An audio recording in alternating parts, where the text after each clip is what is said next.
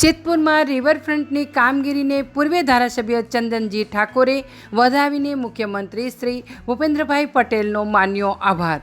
સિદ્ધપુર સરસ્વતી નદી ખાતે સરકાર અને ધોળકિયા સંસ્થા દ્વારા બની રહેલ જળસંચયની કામગીરીનું આજે મુખ્યમંત્રીએ નિરીક્ષણ કરી વેગ આપ્યો છે.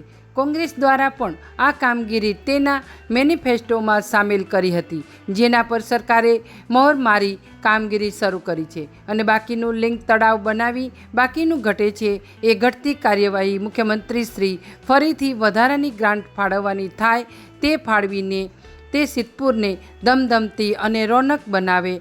રાજ્યના મુખ્યમંત્રીને પૂર્વ ધારાસભ્ય ચંદનજી ઠાકોર એવી માંગણી પણ કરે છે. અહેવાલ વિપુલ ભોઈ, પાટણ.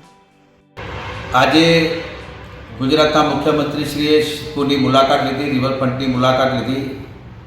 રિવરફ્રન્ટ બનાવવા માટેની જો યોજના જે મૂકવામાં આવી છે એ અમે અગાઉ જે નગરપાલિકા જે બની અમારા મેનિફેસ્ટોમાં પણ અમે લખ્યું હતું કે અમારી નગરપાલિકા બનશે તો અમે રિવરફ્રન્ટ બનાવશું અને માધુ પાવડી જે છે એને લિંક તળાવથી જોડશું અને લિંક તળાવ જોડીને જે બ્રાહ્મણો સાથે જે ક્રિયાની જે વિધિ ચાલે છે એ વિધિ સાથે આખું લિંક તળાવ બનાવી અને એના પૈકીનું અમે કામ પણ ચાલુ કરાયેલું હતું, પાળો પણ બંધાઈ ગયેલો હતો અને મુખ્યમંત્રી શ્રી આવીને આની પર જે પ્રોજેક્ટને જે અમારા કોંગ્રેસનો બનાવેલો જે પ્રોજેક્ટ હતો એને વેગ આપવાનું જે કામ કર્યું છે. કોંગ્રેસના જે મેનિફેસ્ટોમાં જે હતી તૈયારી એ તૈયારીના ભાગરૂપે જે મુખ્યમંત્રીશ્રીએ જે વેગ આપવાનું કામ કર્યું છે, મુખ્યમંત્રીશ્રીને ખૂબ ખૂબ અભિનંદન આપું છું.